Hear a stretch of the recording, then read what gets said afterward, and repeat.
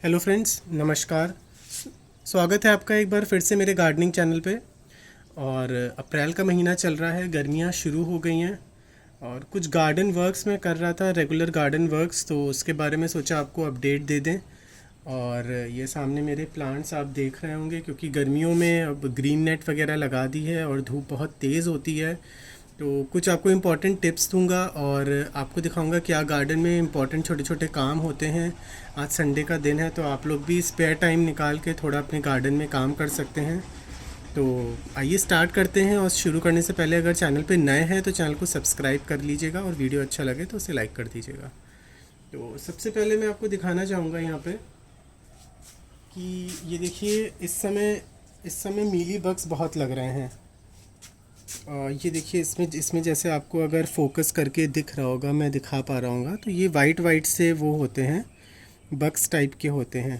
तो इनको हटाना बहुत ज़रूरी होता है। इनको अगर आप हटाएंगे नहीं, ये देखिए इस तरीके का होता है, वाइट वाइट सा। इनको अगर आपने हटाया नहीं समय समय रहते तो ये आपके सारे पेड़ों पे फैल जाएंगे और ये हिबिस्कस के अलावा आपके सब पेड़ों पे आ जाएंगे। देखिए, हालांकि बोगनविलिया में लगते नहीं हैं, लेकिन अगर बहुत ज़्यादा होगा तो आपके बोगनविलिया, हिबिस्कस, अब जैसे ये गोमफ्रीना रखा हुआ है, आपके इसमें गोमफ्रीना में आ जाएंगे, कोचिया में आ जाएंगे, तो आपके सारे प्लांट्स में आ जाएंगे। तो इसके लिए आपको रोज़ इनको हटाना पड़ेगा। रोज़ आप इनको चेक करिए आके, आपको 10-15 मिनट स्पेयर करने पड़ेंगे ताकि इसमें आपके सारे वो हट जाएं। तो सबसे पहले आप ये इनको रोज़ चेक करिए। अगर रोज़ नहीं पॉसिबल है तो हफ्ते में एटलीस्ट 2 बार चेक करें। और अगर हाथ से नहीं रिमूव कर पा रहे तो एक स्प्रिंकलर वाली बॉटल ले लें जो बार्बर्स के पास होती है, तो उसमें आप इनको स्प्रे करके हटा सकते हैं, या फिर वही नीम ऑयल और सोप सोल्यूशन आपका बेस्ट है। फिर उसके बाद मैं आपको यहाँ पे दिखाना चाहूँगा कि ये देखिए, इस समय खरपतवार बहुत ज़्यादा उगती है। तो आपको समय समय पे ये जैसे आपकी घास उग रही है, ये सब उग रहा है, तो मैं ये भी आजकल हटाता चल रहा हूँ, ताकि इसमें मैंने हल्दी के बीज लगाए, वो हल्दी की बल्ब लगाया हुआ है, हल्दी और अदरक का, तो ये आपको हटाना है। उसके अलावा देखिए, ये मिर्च लगाने का मौसम है और इसमें देखिए ये मरोड़िया वाला रोग हो जाता है।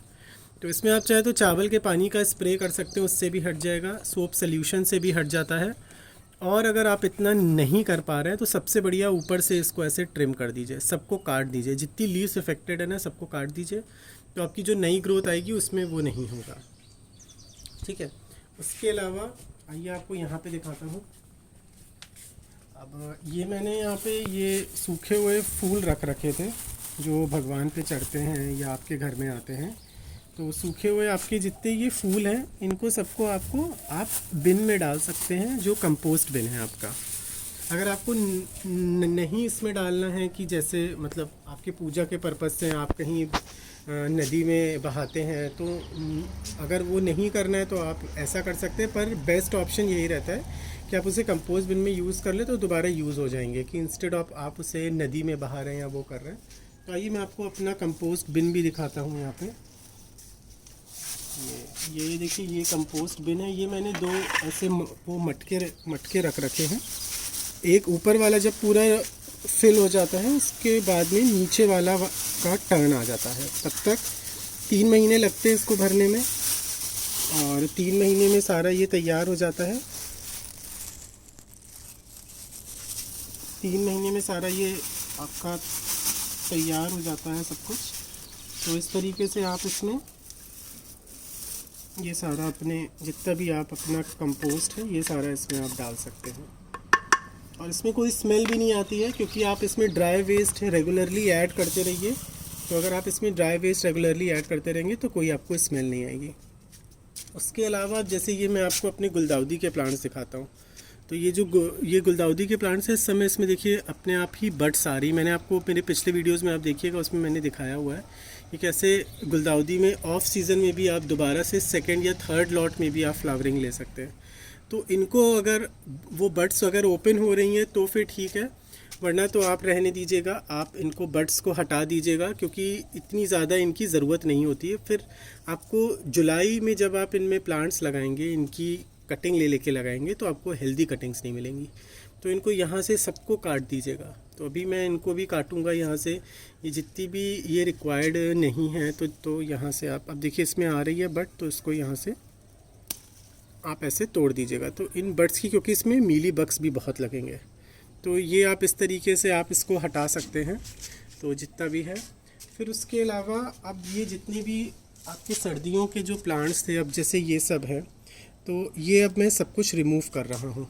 तो इनको हटाने के लिए ये सबसे अच्छा वो टाइम है, आप इन सबको हटा दीजिएगा। अगर इनको आपको कंपोस्ट बिन में आपको ऐड करना हो तो आप इनको कंपोस्ट बिन में भी ऐड कर सकते हैं, और अगर नहीं आपको अपने कंपोस्ट बिन में इनको ऐड करना है तो इनको डिस्कार्ड कर दीजिए। वैसे तो अच्छा रहता है, ये सूखे पत्ते बन जाएंगे, तो इनको भी आप कंपोस्ट में ऐड कर लीजिएगा। और इसकी जो मिट्टी है, जो ये वाली सॉइल है, इसको दोबारा से रिचार्ज करने रख दीजिएगा। इसको आप धूप में सुखा सकते हैं अगर आपके पास स्पेस है। पूरी मत सुखाइएगा, पूरी सुखा देंगे तो जो इसमें छोटे जो वो जीवाणु होते हैं, जो फ़ायदा पहुंचाने वाले कीटाणु होते हैं, वो सब आपके नष्ट हो जाएंगे। तो कम्प्लीटली मत इसको ड्राई करिएगा, इसको आधा ड्राई करके आप दोबारा से इसको रीयूज़ कर सकते हैं अगर आपको अपने सर्दियों वाले पेड़ों को करना है। फिर उसके अलावा मैं आपको और चीज़ें दिखाता हूँ अभी। फिर मैंने ये देखिए एक्वेरियम टैंक है मेरे यहाँ, तो मैंने उसका पानी निकाल के रखा हुआ है। तो अगर आप लोगों के एक्वेरियम टैंक है तो आप इस तरीके से पानी निकाल के अपने प्लांट्स में फर्टिलाइज़ कर सकते हैं। आधा इसमें नॉर्मल वाटर मिला लीजिएगा, क्योंकि ज़्यादा अगर पानी आप मिला लेंगे तो फिर थोड़ा मौसम गर्म है तो कभी कभी पेड़ जल से जाते हैं। हालांकि नहीं होता है क्योंकि सब ऑर्गेनिक होता है, तो इतना वो नहीं होता है। उसके अलावा ये मैंने अडेनियम के सारे बीज लगाए हुए थे और ये काफ़ी सारे स्प्राउट्स हो गए हैं, तो अभी तो मैं इनको इसी में ही रहने दूंगा, अभी तो नहीं हटाऊंगा।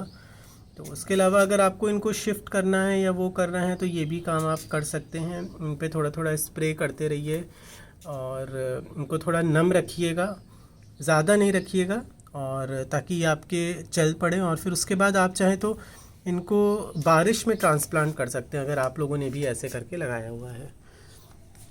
ये प्लांट हो गया। उसके अलावा ये देखिए पिटूनिया के प्लांट्स हैं। हालांकि अभी इसमें निकल रही है फ्लावरिंग, लेकिन अब ये आपके इतने यूज़ के नहीं हैं। बेसिकली ये काम है। तो ये जितनी भी, अब देखिए ये जितनी भी ड्राइड लीव्स हैं ना, इनको आप यूज़ कर सकते हैं। इनको आप अपने कंपोस्ट में डालिए, बहुत अच्छे से यूज़ होंगे आपके। तो आप चाहें तो इनको यूज़ कर लीजिए या इनको डिस्कार्ड कर दीजिए, क्योंकि मेरा कंपोस्ट ऑलरेडी फुल हो चुका है, तो मैं इनको जहाँ तक है डिस्कार्ड कर देता हूँ। मैं इतना इनको यूज़ नहीं करता हूँ, तो आप इनको चाहें तो डिस्कार्ड भी कर सकते हैं। उसके अलावा अब जैसे गर्मियाँ आ रही हैं तो आपके बहुत सारे प्लांट्स पे डायरेक्ट धूप आएगी, तो आप चाहें तो उन पे ग्रीन नेट का इंतज़ाम करिए। अब जैसे मैंने यहाँ पे वो प्लांट्स रख रखे हैं जो गर्मी को जैसे झेल सकते हैं। अब जैसे ये बोगनविलिया हो गया, ये एलिमेंडा हो गया, ये मेरे कुछ बॉन्साई है इमली का, और ये बरगद के बॉन्साई है, ये सब हैं। तो ये लोग धूप को झेल लेंगे, इसलिए मैंने इनको यहाँ रख रखा है। और यहाँ पे अभी सवेरे का 8 साढ़े 8 बजा है, तो इतना हार्श सन नहीं होता है।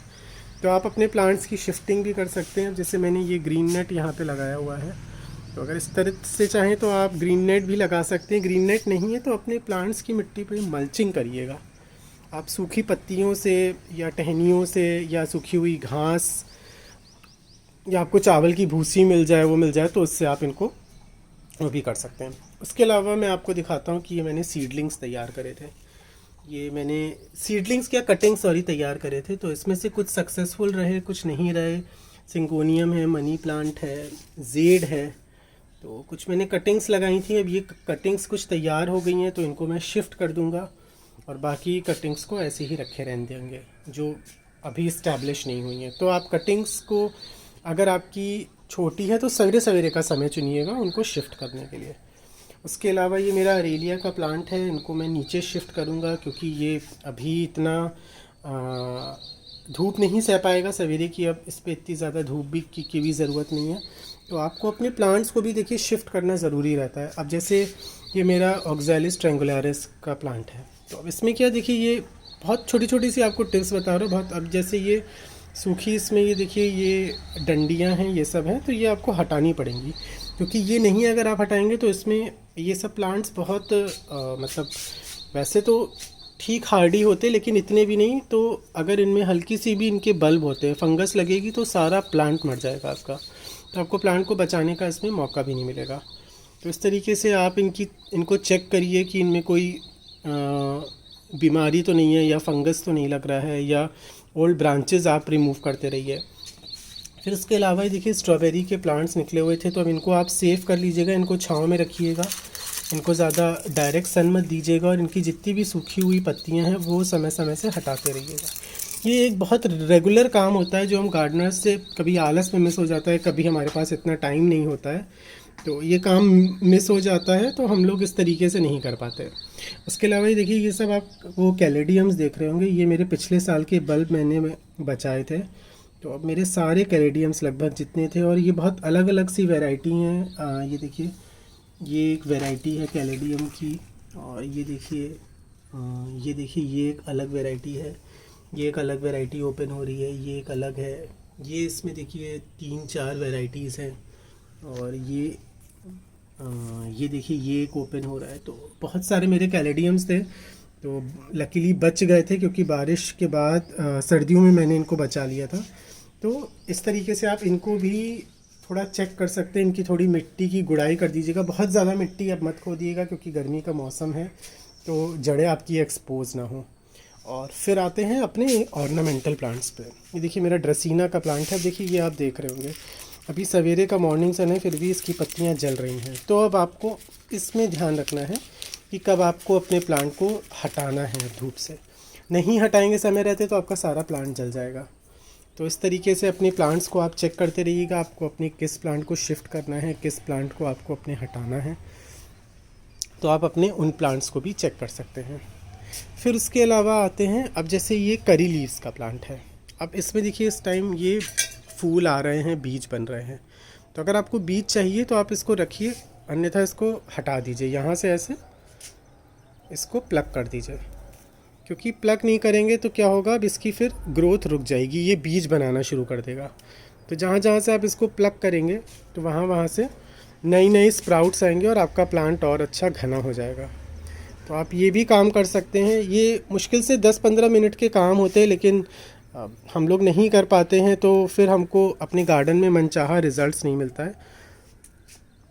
तो इस तरीके से कर सकते हैं। अब जैसे ये देखिए मेरा हिबिस्कस का प्लांट है, देखिए कितना बड़ा प्लांट है और कितना घना। इसकी प्रूनिंग करी थी, रिपोर्टिंग करी थी, इसमें खाद डाली थी, जड़ों की प्रूनिंग करी थी, तो उसका सबका वीडियो है, आप मेरे चैनल पे सर्च कर सकते हैं सब चीज़ों का, तो इस पर वीडियो था। अब देखिए इसमें कितनी कलियाँ आ रही, लेकिन इसमें बहुत मीली बग्स लगे हुए थे, तो मैंने कुछ अभी भी देखिए, आपको ये देखिए दिख जाएंगे, अगर दिख रहा होगा तो ये देखिए, मीली बग्स तो नहीं आप एग्जैक्टली बोल सकते हैं, लेकिन हाँ ये देखिए इसमें चींटियाँ लग रही हैं।